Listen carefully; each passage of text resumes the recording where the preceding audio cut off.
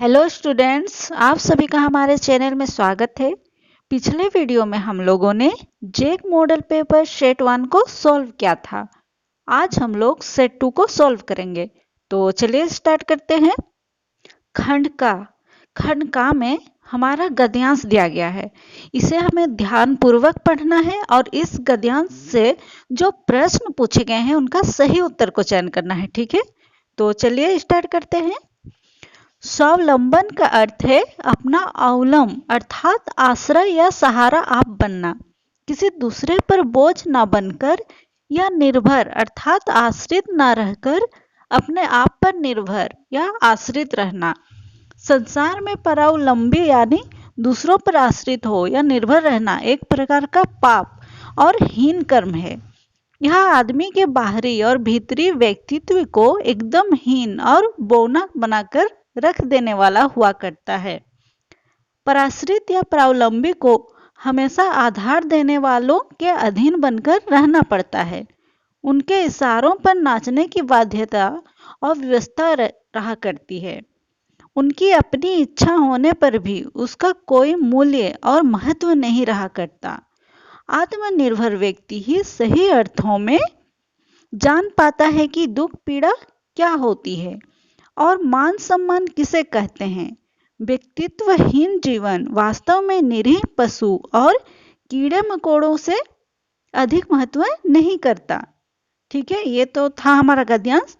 अब क्वेश्चन देखते हैं। पहला प्रश्न है, स्वावलंबन का क्या अर्थ है? इसके ऑप्शंस देखिए। दूसरे पर आश्रित रहना, अपना सहारा स्वयं बनना, खुश नहीं रहना, दुख पीड़ा सहना। तो इसका सही आंसर होगा अपना सहारा स्वयं बनना। अगला है, परावलंबी कैसे लोग होते हैं? ऑप्शंस देखिए। दूसरों पर आश्रित ना रहने वाले, सुखी रहने वाले, अपना सहारा स्वयं बनने वाले। तो इसका सही आंसर होगा दूसरों पर आश्रित। अब अगला प्रश्न है, परावलंबी किसके अधीन बनकर रहते हैं? ऑप्शंस हैं, आश्रय देने वालों के, आश्रय नहीं देने वालों के, आत्मनिर्भर व्यक्ति के, इनमें से कोई नहीं। तो इसका सही आंसर होगा इनमें से कोई नहीं। तो परावलंबी व्यक्ति किसके अधीन बनकर रहते हैं? आधार देने वालों के। ठीक है, तो वहां पे तो ये ऑप्शंस है नहीं, तो हमारा आंसर होगा इनमें से कोई नहीं। अगला है, दुख पीड़ा और मान सम्मान का महत्व कौन समझ सकते हैं? ऑप्शंस हैं, परावलंबी व्यक्ति, अभिमानी व्यक्ति, अधर्मी व्यक्ति, आत्मनिर्भर व्यक्ति। तो इसका सही आंसर होगा आत्मनिर्भर व्यक्ति, ऑप्शन डी। अगला प्रश्न है, व्यक्तित्वहीन जीवन किनके समान होता है? ऑप्शंस दिए गए हैं, ईश्वर के समान, पशु और कीड़े मकोड़े के समान, वीरों के समान, स्वावलंबी के समान। तो इसका सही आंसर होगा ऑप्शन बी, पशु और कीड़े मकोड़े के समान। आगे देखते हैं। अब यहाँ पे भी हमारा एक पद्यांश दिया गया है, इसे भी हमें पढ़ना है और सही उत्तर का चयन करना है। ठीक है, तो देखते हैं। देखकर बाधा विविध बहु विघ्न घबराते नहीं, काम कितना ही कठिन हो तो बताते नहीं, भीड़ में चंचल बने जो वीर दिखलाते नहीं, हो गए एक आन में उनके बुरे दिन भी भले, सब जगह सब काल में वे ही फूले फले, चिलचिलाती धूप को जो चांदनी देवे बना, काम पड़ने पर करे जो शेर का भी सामना, जो कि हंस हंस के चबा लेते हैं लोहे का चना, है कठिन कुछ भी नहीं जिनके है जी में यह ठाना। ठीक है, अब आते हैं हम लोग क्वेश्चन पे। पहला है, पद्यांश में किन व्यक्तियों की ओर संकेत किया गया है? इसके ऑप्शंस दिए गए हैं, जो बाधाओं से घबराते नहीं, जो अपने कर्तव्य से विमुख हैं, जो भाग्य के सहारे रहते हैं, जो परिश्रम नहीं करते। ठीक है, तो इसका सही आंसर होगा ऑप्शन ए, जो बाधाओं से घबराते नहीं। अगला है, दुख आने पर कौन घबराते हैं? ऑप्शन से जो मेहनती होते हैं, जो मेहनती नहीं होते हैं, जो वीर होते हैं, जो हिम्मती होते हैं। तो इसका सही आंसर होगा ऑप्शन बी, जो मेहनती नहीं होते हैं। अगला है, समय आने पर परिश्रमी लोग किसका सामना कर लेते हैं? ऑप्शंस देखिए, गीदड़ों का, सियार का, शेर का, रात दिन का। तो इसका सही आंसर होगा ऑप्शन सी, शेर का। अगला है, लोहे के चने चबाना मुहावरे का सही अर्थ है? ऑप्शंस, कठिन परिश्रम करना, भूख शांत करना, गंभीर संकट में फंसना, कठिनाइयों को झेलना। तो इसका सही आंसर होगा कठिन परिश्रम करना। अब देखते हैं अगला, वीर शब्द का विलोम है साहसी, कायर, हिम्मती, बहादुर। विलोम यानी कि उल्टा, तो वीर का उल्टा क्या होगा? कायर। अब अगला है, इनमें से किस वाक्य में सकर्मक क्रिया नहीं है? ये हमारा अब स्टार्ट हो गया खंड खा व्याकरण, ठीक है। तो देखते हैं, प्रश्न है, इनमें से किस वाक्य में सकर्मक क्रिया नहीं है? ऑप्शन है, सोहन देर तक सोता है, रमा पत्र लिखती है, मैंने उसे पुस्तक दी, विद्यार्थी कक्षा में पढ़ रहे हैं। तो इसका सही आंसर होगा ऑप्शन ए, सोहन देर तक सोता है। ये क्या है? सकर्मक क्रिया नहीं है, यानी ये अकर्मक क्रिया है, ठीक है। अगला है, इस वाक्य में अकर्मक क्रिया प्रयुक्त हुई है। बच्ची सो रही है, बच्चे केले खा रहे हैं, लड़का पत्र लिख रहा है, वह पुस्तक पढ़ रहा है। तो इनमें से किसमें हमारा कर्मक क्रिया है? बच्ची सो रही है। अगला है, इनमें से कौन आम का अनेकार्थी शब्द नहीं है? ऑप्शंस देखिए, मामूली, आम का फल, साधारण, इमली। तो इसका सही आंसर होगा ऑप्शन डी, इमली। अगला है, यथाशक्ति कौन सा समास है? यथाशक्ति यानी शक्ति के अनुसार, ये कौन सा समास है? देखिए यहाँ पे क्या है कि इसमें दूसरा पद प्रधान है और पहला पद इसके साथ जुड़कर अव्यय का रूप ग्रहण कर रहा है, ठीक है। तो इसके ऑप्शंस देखिए, कौन सा समास होगा? अव्ययी भाव समास, कर्म धाराई समास, तत्पुरुष समास, बहुब्रीहि समास। तो इसका सही आंसर क्या होगा? अव्ययी भाव समास। अगला है, जिस समास में उत्तर पद प्रधान हो और पहले पद के साथ लगी हुई विभक्ति का लोप हो जाता है, वहां कौन सा समास होता है? ऑप्शन है, तत्पुरुष समास, कर्मधारय समास, बहुब्रीहि समास, अव्ययी भाव समास। तो इसका सही आंसर होगा तत्पुरुष समास, ठीक है। अगला देखते हैं, प्रधानाध्यापक, प्रधान है जो अध्यापक, किस समास का उदाहरण है?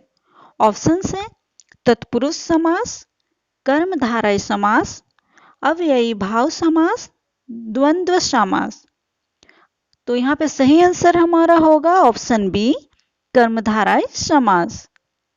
अगला है, जब बारिश होगी तब किसान हल चलाएंगे, रचना के आधार पर वाक्य का कौन सा भेद है? ऑप्शन है, सरल वाक्य, संयुक्त वाक्य, आश्रित वाक्य, मिश्र वाक्य। तो ये क्या होगा हमारा? मिश्र वाक्य। अब अगले प्रश्न पर चलते हैं, जो अव्ययी दो पदों, दो उपवाक्य, दो वाक्यों को परस्पर जोड़ने का काम करते हैं, वह क्या डेस अवयव होता है? क्या होगा? ऑप्शंस देखिए, विस्मयादि बोधक, समुच्चय बोधक, संबंध बोधक, निपात। तो इसका सही आंसर होगा समुच्चय बोधक। अब देखते हैं दूसरा, कर्तृवाच्य के वाक्यों में कर्ता के कार्य की डेस होती है। ऑप्शन है, प्रधानता, निरस्त, सरल, संयुक्त। तो इसका सही आंसर होगा प्रधानता। कर्तृवाच्य के वाक्य में कर्ता के कार्य की प्रधानता होती है। अगला है, लड़कियां सो रही हैं, यह वाच्य का कौन सा भेद है? ऑप्शन है, कर्तृवाच्य, कर्मवाच्य, भाववाच्य, इनमें से कोई नहीं। तो इसका सही आंसर होगा कर्तृवाच्य। देखिए यहाँ पे कर्ता की प्रधानता है, इसलिए यहाँ पे कर्तृवाच्य होगा। ठीक है, अगला देखते हैं खंडगा। खंडगा में क्या है हमारा, निर्देश प्रस्तुत पद्यांश को ध्यानपूर्वक पढ़कर प्रश्न संख्या 14 से 22 तक के लिए सही उत्तर का चयन करें। चलिए देखते हैं। फसल क्या है, और तो कुछ नहीं, वह नदियों के पानी का जादू है, वह हाथों के स्पर्श की महिमा है, भूरे काले संदली मिट्टी का गुणधर्म है, रूपांतर है सूरज की किरणों का, सिमटा हुआ संकोच है हवा की धड़कन का। क्वेश्चन है, प्रस्तुत पंक्तियां किस कविता से ली गई हैं? ऑप्शन है फसल, अट नहीं रही है, यह दंतुरित मुस्कान, उत्साह। इसका सही आंसर क्या होगा, फसल। ये पंक्तियां फसल कविता से ली गई है। ठीक है, अगला है फसल किसका जादू है? नदियों के पानी का, हवाओं की थिरकन का, मिट्टी के गुणधर्म का, सूर्य की किरणों का। इसका सही आंसर होगा नदियों के पानी का।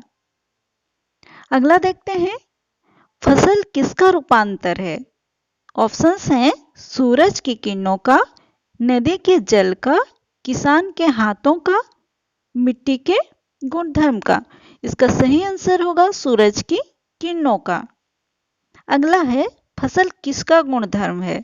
मिट्टी का, जल का, हवा का, हाथों का। तो इसका सही आंसर क्या होगा हमारा, मिट्टी का। फसल मिट्टी का गुणधर्म है। अब चलते हैं अगले प्रश्न पर। निम्नलिखित प्रश्नों के सही विकल्प का चयन कीजिए। क्वेश्चन देखिए, वज्र छिपा नूतन कविता फिर भर दो, यह पंक्ति किस कविता से ली गई है? ऑप्शन है उत्साह, कन्यादान, फसल, अट नहीं रही है। इसका सही आंसर होगा उत्साह। अगला है, उत्साह कविता में आए निधाग शब्द का क्या अर्थ है? ऑप्शन है अत्यधिक गर्मी, अत्यधिक सर्दी, अत्यधिक वर्षात, वसंत। इसका सही आंसर होगा ऑप्शन ए अत्यधिक गर्मी। अगला है, गोपियों ने किसे भाग्यवान कहकर संबोधित किया है? ऑप्शंस देखिए, कृष्ण को, कवि को, उद्धव को, ग्वालों को। इसका सही आंसर होगा उद्धव को। अगला है, गोपियों की दशा किस पक्षी के समान हो गई है? ऑप्शंस हैं कबूतर के समान, हारिल के समान, मोर के समान, बाज के समान। तो इसका सही आंसर क्या होगा, हारिल के समान। चलिए आगे देखते हैं। प्रस्तुत गद्यांश को ध्यानपूर्वक पढ़कर प्रश्न संख्या 29 से 32 तक के लिए सही उत्तर का चयन करें। देखते हैं। पान वाले के खुद के मुंह में पान ठुसा हुआ था। एक काला, मोटा और खुशमिजाज आदमी था। हालदार साहब का प्रश्न सुनकर वह आंखों ही आंखों में हंसा। उसकी तोंद थिरकी। पीछे घूमकर उसने दुकान के नीचे पान थूका और अपनी लाल काली बत्ती सी दिखाकर बोला, कैप्टन चश्मे वाला करता है। क्या करता है? हालदार साहब को समझ नहीं पाए। चश्मा चेंज कर देता है, पान वाले ने समझाया। क्या मतलब, क्यों चेंज कर देता है? हालदार साहब अभी समझ नहीं पाए। कोई गिराक आ गया समझो, उसको चौड़े चौखट चाहिए तो कैप्टन किधर से लाएगा? तो उसको मूर्ति वाला दे दिया, उधर दूसरा बिठा दिया। अब देखते हैं प्रश्न। हमारा प्रश्न है, प्रस्तुत अंश किस पाठ से लिया गया है? ऑप्शन है नेताजी का चश्मा, बाल गोविंद भगत, यह कहानी यह भी लखनवी अंदाज। तो इसका सही आंसर होगा नेताजी का चश्मा। अगला है, पान वाले ने मुंह में क्या ठूंस रखा था? ऑप्शन है रोटी, चावल, पान, बिस्कुट। तो इसका सही आंसर होगा ऑप्शन सी, पान। अगला है, पान वाला कैसा आदमी था? ऑप्शंस देखिए, सुंदर और ईमानदार, काला, मोटा और खुशमिजाज, देशभक्त और समझदार, देशभक्त और ईमानदार। तो इसका सही आंसर होगा काला, मोटा और खुशमिजाज आदमी था। ठीक है। अगला है, नेताजी की मूर्ति पर चश्मा कौन बदलता था? ऑप्शंस देखिए, कैप्टन, हालदार साहब, पान वाला, कोई भी नहीं। तो इसका सही आंसर होगा कैप्टन। नेताजी की मूर्ति पर चश्मा कौन बदलता था? कैप्टन।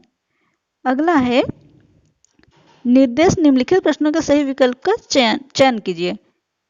क्वेश्चन है, बाल गोविंद भगत किसको साहब कहते थे? ऑप्शन है सूरदास को, कबीरदास को, तुलसीदास को, रैदास को। इसका सही आंसर होगा कबीरदास को। अगला है, पतोहू के भाई को भगत जी ने क्या आदेश दिया? ऑप्शंस देखिए, पतोहू को दूसरी शादी नहीं करने का आदेश, पतोहू की दूसरी शादी कराने का आदेश, बहू को घर से बाहर नहीं निकलने का आदेश, इनमें से कोई नहीं। तो इसका सही आंसर होगा ऑप्शन बी, पतोहू को दूसरी शादी कराने का आदेश।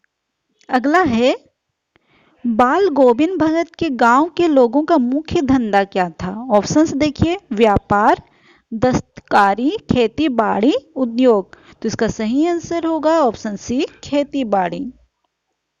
अगला है, बाल गोविंद भगत के कितने बच्चे थे? ऑप्शंस हैं, एकलौती बेटी, एकलौता बेटा, एक बेटा और एक बेटी, एक भी नहीं। तो इसका सही आंसर होगा एकलौता बेटा। ठीक है, आगे देखते हैं। प्रस्तुत गद्यांश को ध्यानपूर्वक पढ़कर प्रश्न संख्या 37 से 40 तक के लिए सही उत्तर का चयन करें। वह थाली में दही भात शांति और अलग अलग तोता, मैना, कबूतर, हंस, मोर आदि के बनावटी नाम से कोर बनाकर यह कहते हुए खिलाती जाती कि जल्दी खा लो नहीं तो उड़ जाएंगे, पर हम उन्हें इतनी जल्दी उड़ा जाते थे कि उन्हें उड़ने का मौका ही नहीं मिलता था। जब हम सब बनावटी चिड़ियों को चट कर जाते थे तब बाबूजी कहने लगते, अच्छा अब तुम राजा हो जाओ, खेलो। बस हम उठकर उछलने कूदने लगते थे, फिर रस्सी में धा हुआ काठ का घोड़ा लेकर नंग धड़ंग बाहर गली में निकल जाते थे। तो अब इसके क्वेश्चन देखते हैं। माता लेखक को क्या सान कर खिलाती थी? ऑप्शंस हैं, दाल भात, चूड़ा दही, दही भात, दाल रोटी।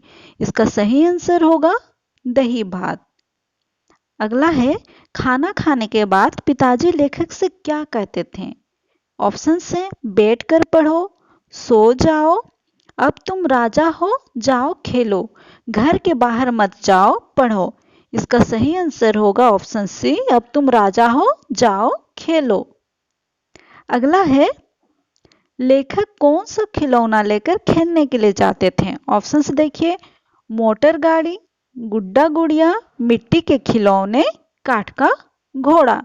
तो इसका सही आंसर होगा ऑप्शन डी, काठ का घोड़ा। अगला है, इस गद्यांश में कौन कौन से पक्षियों के नाम आए हैं? ऑप्शंस देखिए, ऑप्शन ए तोता, मैना, गाय, बैल, ऑप्शन बी तोता, हंस, मोर, हाथी, सी तोता, मैना, कबूतर, हंस, मोर, डी ये सभी।